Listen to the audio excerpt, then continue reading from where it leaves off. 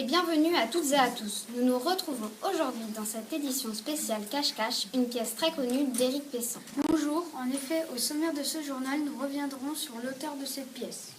Qu'a-t-il fait, qui est-il et pourquoi a-t-il écrit Cache-Cache? Octavien nous répondra. Dans la suite du journal, nous évoquerons le résumé de la pièce. Pour mieux la comprendre, notre journaliste reporter Louane nous parlera de cette pièce sélectionnée auprès du lecteur du théâtre du Cher. Dans ce journal également, une interview d'élèves de 6e 1 du collège Fernand Léger de Vierzon. De plus, des élèves de l'atelier artistique dirigé par Madame Boucher et Madame Labro. Et pour finir, l'avis de la comédienne Caroline Devial qui a mis en scène cette pièce. À la fin, nous vous passerons des extraits du spectacle. Bonjour Octavien, parlez-nous d'Éric Pessan. Alors, Éric Pessan est né le 3 janvier 1970 à Bordeaux. Il est écrivain et a écrit Cache-Cache.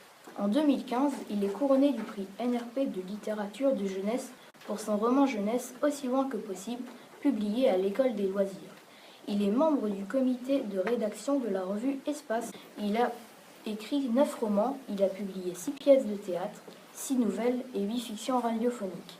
Il est également auteur de poèmes, de livres de jeunesse ou encore de textes écrits avec des plasticiens. Maintenant que nous en savons un peu plus sur Éric Pessan, notre journaliste reporter Louane va nous parler plus précisément de la pièce Cache-Cache, publiée en 2015. Bonjour Louane. Bonjour Arthur. Parlez-nous de la pièce Cache-Cache. Alors, c'est l'histoire de 12 adolescents, donc 6 filles, 6 garçons, dans un monde futur.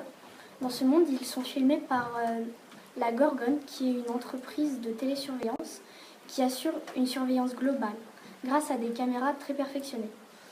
Mais ces adolescents ne sont pas d'accord avec la surveillance généralisée, donc ils essayent de détruire les caméras pour récupérer un minimum de liberté.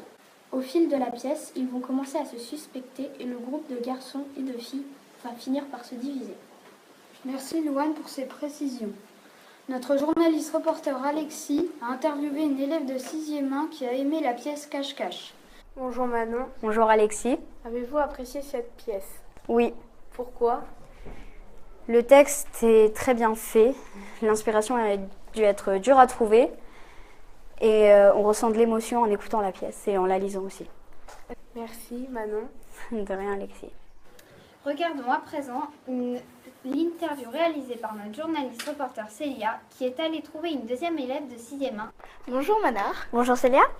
Pourquoi avez-vous voté Cache-Cache? J'ai voté Cache-Cache car elle parle d'un monde futur sans vie personnelle. Pensez-vous que la pièce soit un sujet important? Oui, car imaginez un monde sans intimité. Par exemple, vous allez à la boulangerie, des centaines de caméras suivent vos faits et gestes. Pourriez-vous vivre comme ça?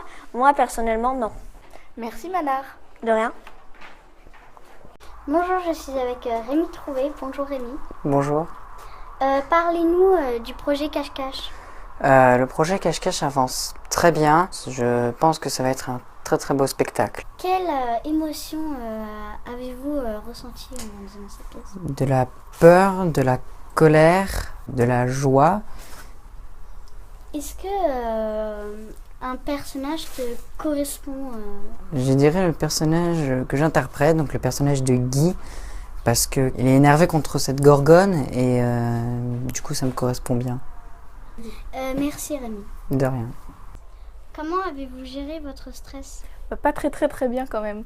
Parce que rien que... je suis déjà souvent très stressée.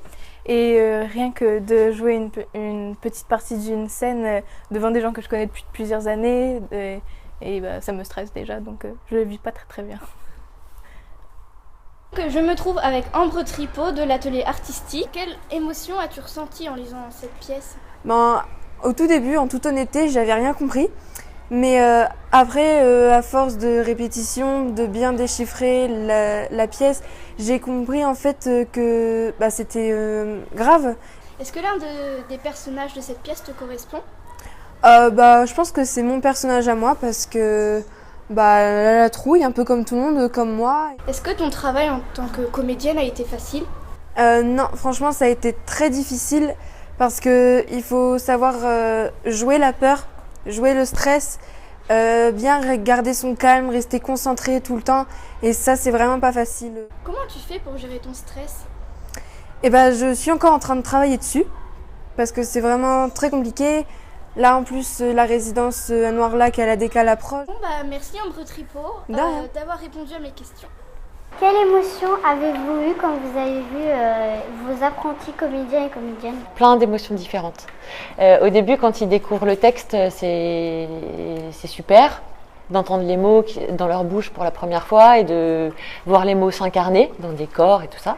Et puis après, il y a plein d'étapes dans le travail. Alors, ça passe par plein de phases. Parfois, j'ai ressenti un peu d'impatience parce que je voudrais que ça aille un peu plus vite ou parce que ça va pas exactement comme je voudrais. Et puis après, là, on arrive à une étape où aujourd'hui, tout le monde a une super énergie.